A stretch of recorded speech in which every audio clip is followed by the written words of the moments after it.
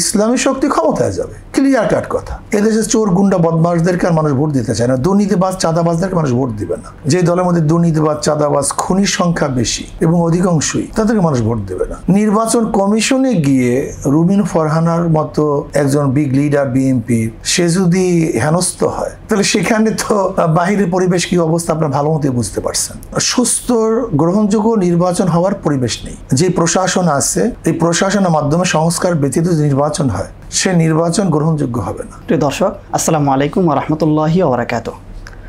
বাংলাদেশের রাজনীতিতে ইসলামী দলগুলোর অবস্থান, নির্বাচন ও সংস্কার প্রসঙ্গ, পিয়ার পদ্ধতি কিংবা ভবিষ্যৎ সম্ভাবনা, এসব বিষয়ে এখন নানান আলোচনার কেন্দ্রে রয়েছে ইসলামী দলগুলোর প্রস্তুতি এবং কৌশল। এসব বিষয়ে কথা বলতে আমাদের সঙ্গে যুক্ত হয়েছেন ইসলামী আন্দোলন বাংলাদেশের সিনিয়র নায়েবে আমির মুফতি সৈয়দ মোহাম্মদ ফয়জুল করিম হাফিজাহুল্লাহ। আসসালামু আলাইকুম। ওয়ালাইকুম আসসালাম। অনেকদিন ধরেই ইসলামী দলগুলোর জোট বা সমঝোতার একটা আলোচনা শোনা যাচ্ছে, শেষ পর্যন্ত এটি বাস্তবায়নের সম্ভাবনা কতটুকু দেখছেন? আলহামদুলিল্লাহ, আমরা অনেক বেশি মনে করতেছি। আশা করি ইনশাআল্লাহ ইসলামী সমমনা দলগুলি, শুধু ইসলামী দলগুলি নয়, ইসলাম দেশ মানবতার কল্যাণে যে সমস্ত দলগুলি ঐক্য হতে চায়, আমরা সবাইকে নিয়ে ঐক্যবদ্ধ ইনশাআল্লাহ নির্বাচন করব, এবং এটা সম্ভাবনা অনেক বেশি আমি মনে করি। অনেক সময় তো আমরা দেখতে পারি ইসলামিক দলগুলো, পারস্পরিক দলগুলো যেগুলো রয়েছে, কেউ কারো প্রতি আক্রমণাত্মক অনেক বক্তব্য দিয়ে থাকেন যে তারা ঐক্য চায় না, অন্য দল ঐক্য চায় না, আমরা ঐক্য চাই, এরকম এই বিষয়ে কি বলবেন? এগুলো আগের বক্তব্য, এখন মনে ইদানিং এই সমস্ত বক্তব্য খুবই কম, এগুলি খুবই সংখ্যা খুবই কম। আমি তো শুনছি না এখন। হয়তোবা যারা আমাদের অ্যালায়েন্স থেকে অন্য কোনো দলে যেতে চায়, হয়তোবা তারা এরকমভাবে আক্রমণাত্মক বক্তব্য দিতে পারে, কিন্তু যারা অ্যালায়েন্স করতেছে এরকম দলগুলির মধ্যে আক্রমণাত্মক কোনো বক্তব্য আমি এখন পর্যন্ত শুনি না। সম্প্রতি একটা বিষয় নিয়ে আলোচনার কেন্দ্রে উঠে এসেছে যে জাতীয় নির্বাচনে সমস্ত ইসলামী দলগুলো ঐক্য চাচ্ছে, কিন্তু কোনো কোনো দলের জন্য হয়তো ঐক্য হচ্ছে না, এরকম একটা বিগত বছরে আমরা দেখছি। কিন্তু এই দানিং দেখছি যে ডাকসুতে যেহেতু অন্য কোনো দল নেই, ইসলামী আন্দোলনের দল রয়েছে, খেলাফত মজলিস রয়েছে, অন্যান্য ইসলামী দলেরও কিছু প্রার্থী রয়েছে, কিন্তু ডাকসু নির্বাচনে কেন ঐক্যটা হলো না, বা এক প্যানেল থেকে কেন তারা সমঝোতাটা করে বিপি বা এজিএস তিনজন দিতে পারলো না? দেখেন, রাজনৈতিক ইউনিভার্সিটির পরিবেশ আর বাহিরের পরিবেশে এক না। হয়তো সেখানে ভিন্ন কোনো পরিবেশ হয়েছে, বা এখনও যে হবে না তা না। এখন প্যানেল দিয়েছে, পরবর্তীতে হয়তো বা সমঝোতা হতেও পারে। এখন পর্যন্ত আমরা এই কথা বলবো না যে সমঝোতা হওয়াই সম্ভব না, হতে পারে, এখনো সম্ভাবনা আছে। সরকার আগামী ফেব্রুয়ারির শুরুতে নির্বাচন ঘোষণা দিয়েছে, শেষ পর্যন্ত এই সময় নির্বাচন হবে বলে কি মনে করেন? না, সরকার যেহেতু দিয়েছে, জনগণ যদি চায় তাহলে তো অবশ্যই হবে, যদি জনগণ না চায় তাহলে তো ভিন্ন কিছু হবে।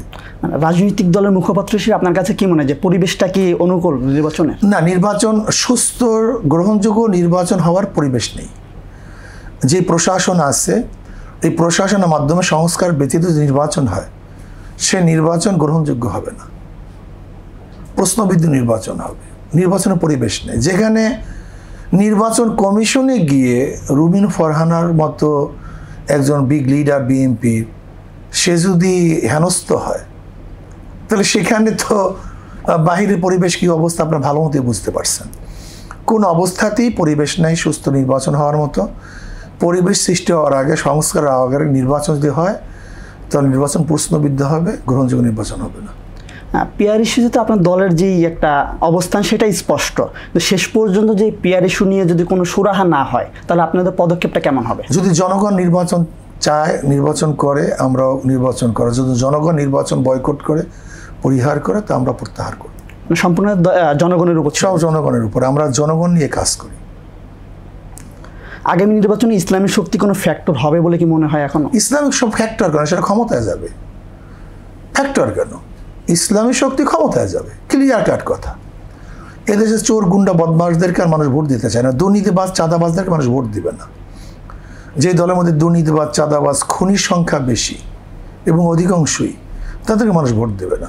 এদেশে মানুষ ভদ্র, আদর্শবান, নীতিবান, চরিত্রবান এবং ইসলামী শক্তিকে তারা ক্ষমতায় দেখতে চায়। 54 বছর পর্যন্ত ইসলামের বাইরের শক্তিগুলি কি দেশে উপহার দিয়েছে, জনগণকে কি কল্যাণ করছে সবাই জানে। কাজে আগামী নির্বাচনে জনগণ ইসলামী শক্তিকে ক্ষমতা নেবে, এটা আমাদের রিপোর্ট। বিএনপির সঙ্গে আপনাদের দূরত্ব বেড়েছে বলে জনগণ মনে করছে কেউ কেউ, এটা আগামী দিনের রাজনীতিতে কোনো প্রভাব ফেলবে কিনা? আমাদের সাথে কারোর কোনো দূরত্ব নেই, আদর্শ ভিত্তিক।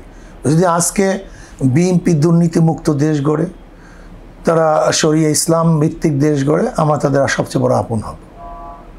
কিন্তু তারা যেই অবস্থা আছে, কেউ বলবে দেখেন বিএনপি এখন তারা আত্মঘাতী বক্তব্য দেয়। বিএনপির বক্তব্য এখন আগের বক্তব্য বর্তমান বক্তব্য সাংঘর্ষিক। খালেদা জিয়ার বক্তব্য মৌলবাদীর পক্ষে, মির্জা আব্বাস সাহেবের বক্তব্য মৌলবাদীর পক্ষে, মোশাররফ সাহেবের বক্তব্য মৌলবাদীর পক্ষে। অথচ দেখা যায় আমাদের তারেক সাহেবের বক্তব্য মৌলবাদীর বিপক্ষে।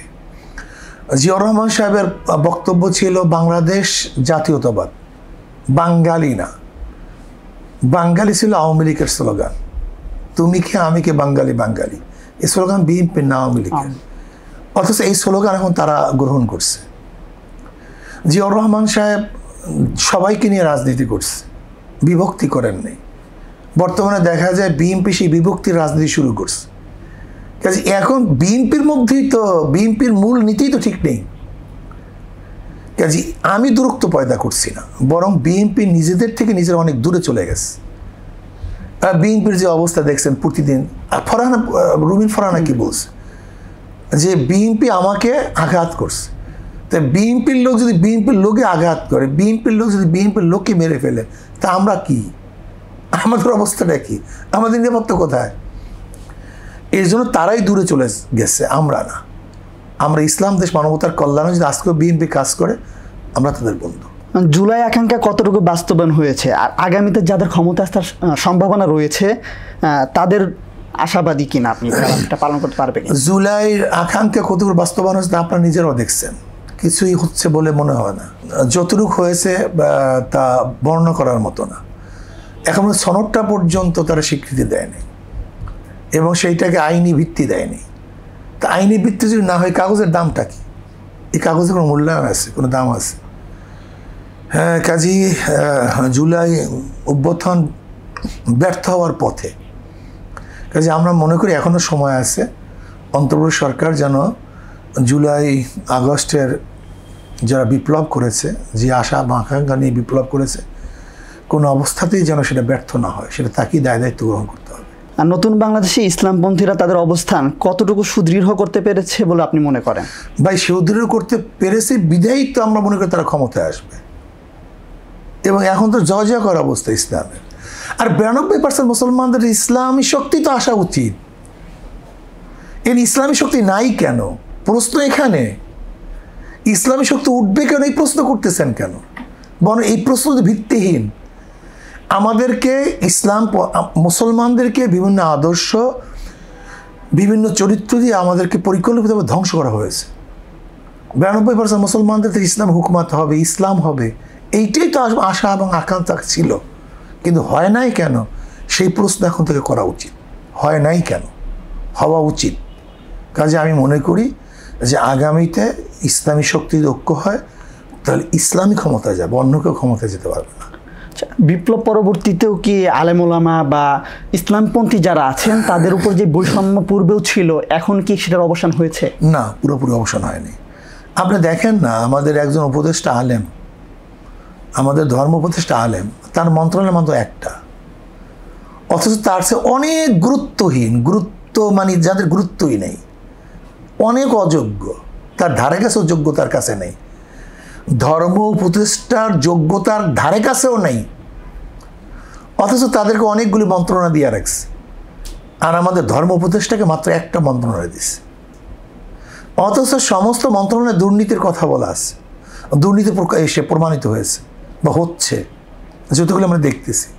কিন্তু ধর্ম মন্ত্রণালয়ে একটা দুর্নীতির কোনো অভিযোগ নেই। যেই ব্যক্তি সবচেয়ে যোগ্য তাকে একটা মন্ত্রণালয় দেওয়ার কারণটা কি? শুধু আলিম হিসাবে। বৈষম্য হচ্ছে, এখনো হচ্ছে। আপনি কিছুক্ষণ পূর্বে বলছেন যে 92% মুসলিমের দেশে ইসলামপন্থী ক্ষমতা আসা উচিত, কিন্তু ইসলামী দলগুলো যারা ইসলামেরকে সাইনবোর্ড টানিয়ে রাজনীতি করছে ইসলামিক পরিচয়ে, তারা কি আসলে জনগণের কাছে পৌঁছাতে পেরেছে? দেখেন, ইসলামী যারা আলেম ওলামা, তারা তো আসলে জনগণের সাথে সবচেয়ে বেশি সম্পৃক্ত। বাংলাদেশের প্রতি জুমার মসজিদে ওলামারা যেই পরিমাণ মানুষদেরকে তাদের নসিহাত, বয়ান, ওয়াজ শোনান, বক্তব্য শোনান, আমাকে দেখেন তো বাংলাদেশের এরকম কোনো দল আছে, সংগঠন আছে কিন্তু আলেমরা দীর্ঘ ব্রিটিশ থেকে এই পর্যন্ত বিভিন্ন নির্যাতনের কারণে তারা তাদের অভিব্যক্তিকে প্রকাশ করতে পারেনি। এখন যেহেতু আলহামদুলিল্লাহ পরিবেশ ভালো, এর জন্য তারা তাদের বক্তব্য, তাদের আদর্শ যত দ্রুত মানুষের কাছে পৌঁছাতে পারবে, এরকম অন্য কেউ পারবে না, এটা সম্ভব না। যদি এরা ইচ্ছা করে একদিনে তাদের মেসেজ গোটা বাংলাদেশের 80% মানুষের কাছে পৌঁছাবে, তা সম্ভব। 80% মানুষ যদি বা 70% মানুষ নামাজে জুমার মসজিদে, আর যদি গোটা জুমার মসজিদ থেকে একটা মেসেজ আসে, তাহলে গোটা বাংলাদেশে একদিনে এক জুমাতেই বাংলাদেশের এত সুন্দর পরিবেশ, এত সুন্দর সম্ভাবনা অন্য কাউ নেই। কাজে হয়তো আমাদের সচেতনতা কম ছিল, আগ্রহ কম ছিল, উদ্যোগ কম ছিল। আল্লাহর যদি আমাদের আগ্রহ সচেতনতা বেড়ে যায়, তাহলে ইসলামী হুকুমত হওয়াটা খুবই স্বাভাবিক, এইটাই যৌক্তিক। অস্বাভাবিক বলতে কিচ্ছুই নেই। পরে ইসলামী হুকুমত না হওয়াটা অস্বাভাবিক, ইসলাম হুকুমটা হওয়াটা স্বাভাবিক না।